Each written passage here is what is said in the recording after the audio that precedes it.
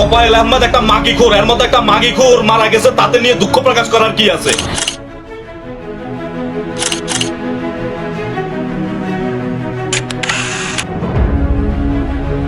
তুমুল ভাগা নেতা তোফায়েল আহমেদ, তার চেহারাটা বিকৃত হয়ে গেছে, একেবারে ভয়াবহ চেহারা। সোশ্যাল মিডিয়াতে তার চেহারা দেখলে কলিজার ভেতরে ভয় ঢুকতেছে। এটাই সেই তোফায়েল আহমেদ সাহেব, কি ভয়ঙ্কর চেহারা! ফিরাউনের মতো আল্লাহ শুটকি বানাইয়া ফেলেছে।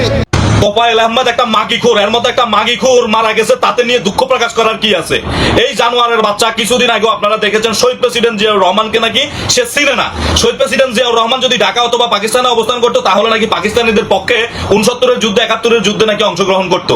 শহীদ প্রেসিডেন্ট জিয়াউর রহমান নাকি স্বাধীনতায় বিশ্বাসী ছিল না, অথচ উনি সেই শহীদ প্রেসিডেন্ট জিয়াউর রহমান যিনি স্বাধীনতার ঘোষণা দিয়েছিলেন বাংলাদেশের পক্ষে। শহীদ প্রেসিডেন্ট জিয়াউর রহমানকে নিয়ে এই তোফায়েল আহমেদ অস্বীকার করেছে সেই শহীদ প্রেসিডেন্ট জিয়াউর রহমানকে। আর এই তোফায়েল আহমেদের মতো একটা বাইঞ্চোদের পক্ষ নিয়ে অনলাইনের ভিতরে আবার লেখালেখি, আবার দেখি কিছু কিছু সংখ্যক বিএনপির ফাতি নেতাও এটার ভিতরে আছে। হুঁশিয়ার এবং সাবধান করে দিতে চাচ্ছি আমি। আপনারা দেখেন নাই এই বাইঞ্চোদের জানাজার ভিতরে কিভাবে জয় বাংলার স্লোগান দিয়ে আমাদেরকে কলঙ্কিত করেছে, 24-এর গণ অভ্যুত্থানকে কলঙ্কিত করেছে।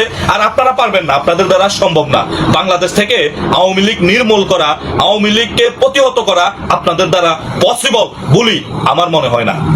দর্শক বন্ধুরা, আমি এই বিএনপির এই ছোট্ট কর্মীর আমি আসলে জবাবটা দিতে চাই, কারণ একজন মৃত মানুষকে নিয়ে যে নাকি এত নোংরা মন মানসিকতার মেন্টালিটি যে নাকি কথা বলতে পারে, তার সম্পর্কে একটু কথা বলতে হয় কিংবা তার কথার জবাব দিতেই হয়। প্রথম জবাব, উনি বলেছে যে তোফায়েল আহমেদ নাকি একজন মাগিবাদ ছিল।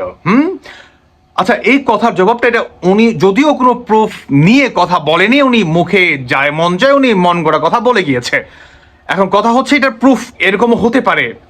আচ্ছা ভাই, আপনার মা বোনের কাছে কি কোনোভাবে তোফায়েল আহমেদ গেছিল নাকি?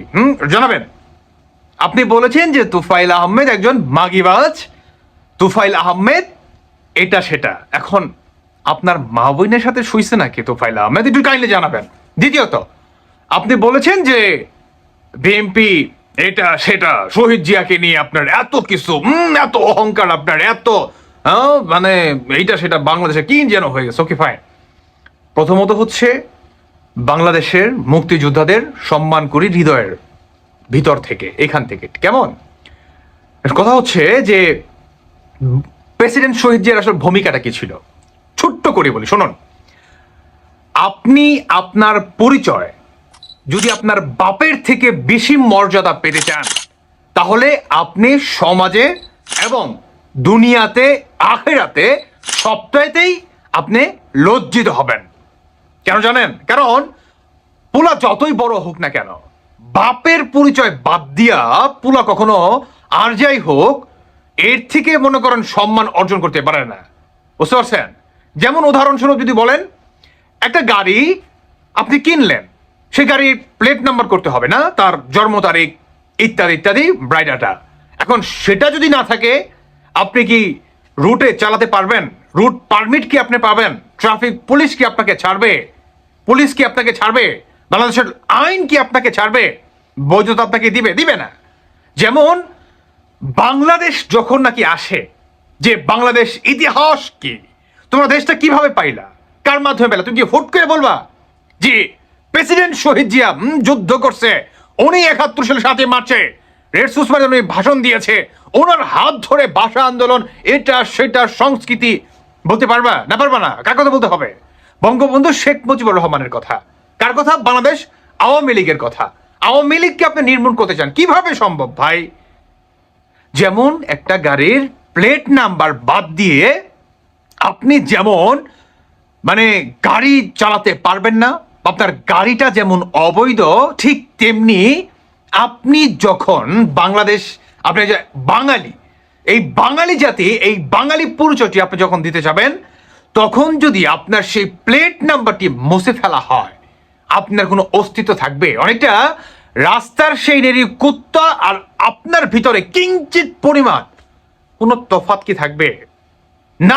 রাস্তার সেই নেরি কুত্তার এই কি ওর কোনো জন্মের কোনো ঠিক ঠিকানা নাই, ওর কোনো প্লেট নাম্বার নাই, ওর কিচ্ছু নাই।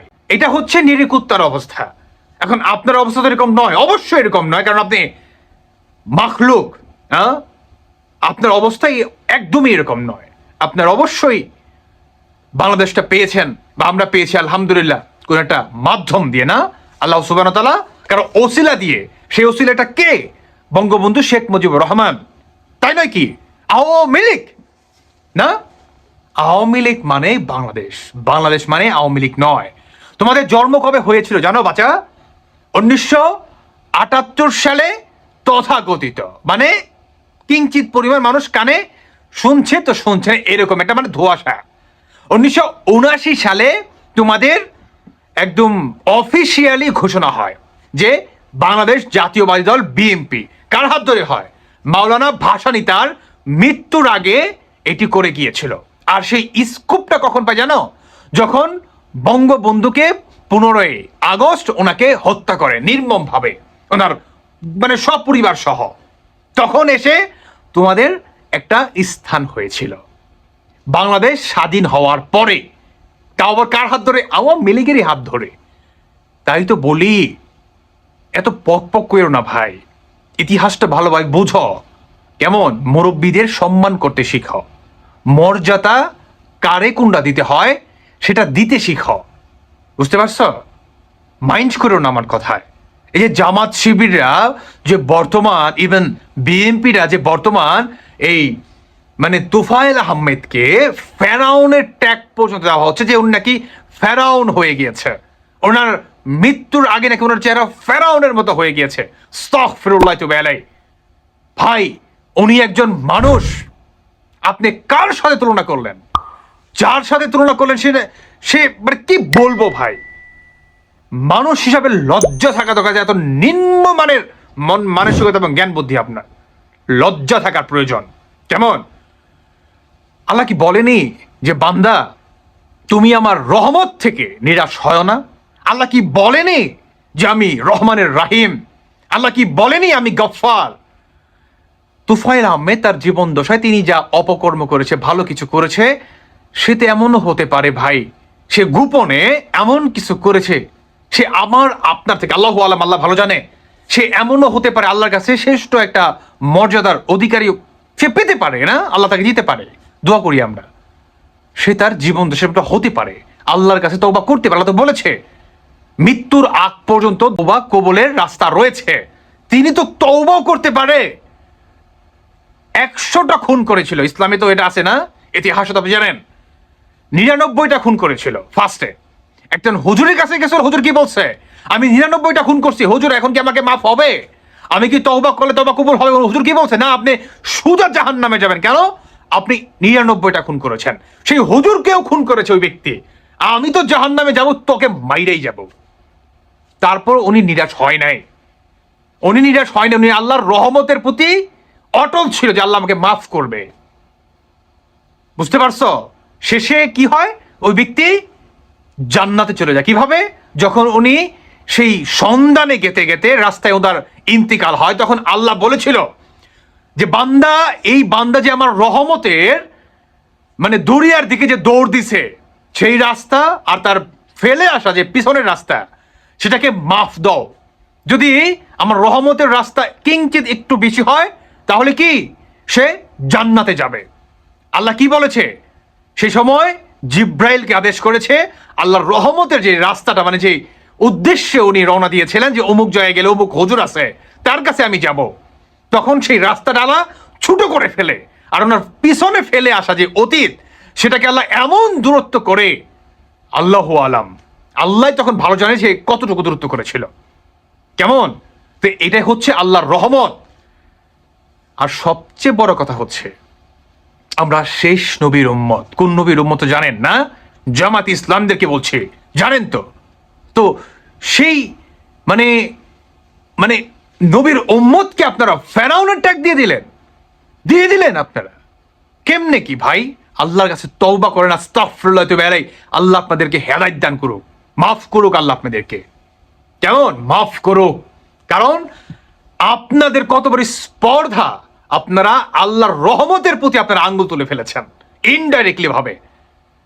যদি জেনে করে থাকেন তওবা করেন, যদি না জেনে থাকেন আল্লাহ আপনাদের বুঝদান করুক, এটাই দোয়া করি, আর কিচ্ছু না। এখন কথা হচ্ছে যে ভাইটি এত বিভৎস ভাষায় গালিগালাজ করলেন, ওনাকে আমি চিনি না, আমি প্রথমবার দেখলাম, তারপরে একটু ওনাকে নিয়ে ঘাটাঘাটি করলাম, দেখলাম ওনার টোনই হচ্ছে এরকম, উনি এইভাবে গালাগালি করে কথা বলে। আপনার বাপমাকে নিয়ে আমি কথা বলবো না, আপনার বাপমা হয়তোবা আপনাকে জন্ম দিয়েছে, কষ্ট করে লালন পালন করেছে, কিন্তু তারা ব্যর্থ, তাদের জীবন দশায় তারা ব্যর্থ যে আপনাকে মানুষ করতে পারেনি। আপনি একজন কুলাঙ্গার অমানুষী হয়ে গেলেন, দুঃখ লাগে, হায় আফসোস। আপনার বাপমার মানিজ্যতের দিকে তাকিয়ে হলেও যদি আপনি একটু একটু ভালো হতেন, হায় আফসোস। সর্বশেষ শুধু একটা কথাই বলবো, বঙ্গবন্ধু কে ছিল, বাংলাদেশটা কিভাবে হয়েছে, মাওলানা ভাসানী কে ছিল, জিয়াউর রহমানের ভূমিকা কি ছিল, কিভাবে বিএনপি প্রতিষ্ঠিত হয়েছে, কার হাত ধরে হয়েছে, বাংলাদেশ স্বাধীনতার ক্ষেত্রে বিএনপির কোনো ভূমিকা আদেও আছে কিনা, একটু ভালোভাবে রিসার্চ করুন। কেমন? 1 মিনিটে শেষ করে দেবো, জাস্ট 1 মিনিট, অনেক লং টাইম হয়ে গিয়েছে, আমিও নামাজ পড়তে যাবো জুম্মাবার আজকে। এই যে ধরেন আপনারা বলেন যে বিএনপির এত এত অবদান, এত এত অমুক তমুক। আচ্ছা, এই যে 5ই আগস্টে, তাই না, সেনা প্রধান জেনারেল ওয়াকার উনি যে ভূমিকা পালন করেছে, উনি তো অন্তর্বর্তী সরকার গঠিত করেছে, উনি জাতির এবং বাংলাদেশের সার্বভৌমত্বর দায়িত্ব নিয়েছিলেন। ওনার নেতৃত্বে, ওনার মানে কি বলবো, মানে আন্ডারে, ওনার ক্যান্টনমেন্টের সাপোর্টে, ওনার হাই লেভেলের সাপোর্টে সরকার গঠন করা হয়েছে, তাই না? তো এই যে উনি যদি এখন বলে যে আমাকেও 5ই আগস্টের এই জুলাই সনদ বলেন হোয়াট এভার, আমাকেও জিয়াউর রহমানের মতো সেই মর্যাদাটা দেওয়া হোক, তখন আপনাদের কেমন লাগবে? ওনার ভূমিকা কি? কারণ উনি একজন রাষ্ট্রের, উনি সরকারের নয়, রাষ্ট্রের মানে জনগণের, এটা ওনার কর্তব্য, উনি জনগণের হয়ে কাজ করবে, তাই না? যদি এইভাবে ধরি, এটা ওনার কর্তব্য। এখন উনি যদি সেটার ক্রেডিট চায়, বা উনি যদি সেটার মানে চায়, যে প্রতিদান চায়, তাহলে কি হবে? দেশের প্রতি গাদ্দারি, বা উনি যে শপথ নিয়েছে সেটার প্রতি কি হবে? অপমান করা হবে, অপদস্থ করা হবে, তাই কি নয়? 1971 সালে ঠিক তেমন ভাবে, হ্যাঁ একটু উল্টো হয়েছে, তখন মুজিবুর রহমান উনি বলেছিল, বঙ্গবন্ধু শেখ মুজিবুর রহমান, বাঙালি তোমরা বাংলাদেশ মানে চাও কে? তখন ওনার নেতৃত্বে একটা সেনাবাহিনী গঠিত করা হয়, ওনার নেতৃত্বে, এবং সেই সেনাবাহিনীর হাই কমান্ড ঘোষণা করা হয় জিয়াউর রহমানকে কে বানিয়েছিল, এই স্বীকৃতি দিয়েছে কে? বঙ্গবন্ধু শেখ মুজিবুর রহমান। তোমাদের বাবাই ধরি, এনিওয়ে, তোমাদের বাপকে সেই সময় এইভাবে না বলে বুঝবা না, তোমাদের বাপকে সেই সময় স্বীকৃতি দিয়েছিল বঙ্গবন্ধু শেখ মুজিবুর রহমানই। কেমন রাগ করলা? এনিওয়ে দর্শক বন্ধুরা, আমি আর কিছু বলতে যাচ্ছি না, শুধু এতটুকু বলতে চাই, আল্লাহ আপনাদেরকে সঠিক বোঝ দান করুক, যাতে ভালো কিছু বুঝতে পারেন। ভালো থাকুন সবাই। দর্শক বন্ধুরা, আপনারা কি ভাবছেন অবশ্যই জানিয়ে যাবেন। আল্লাহ হাফেজ, আসসালামু আলাইকুম।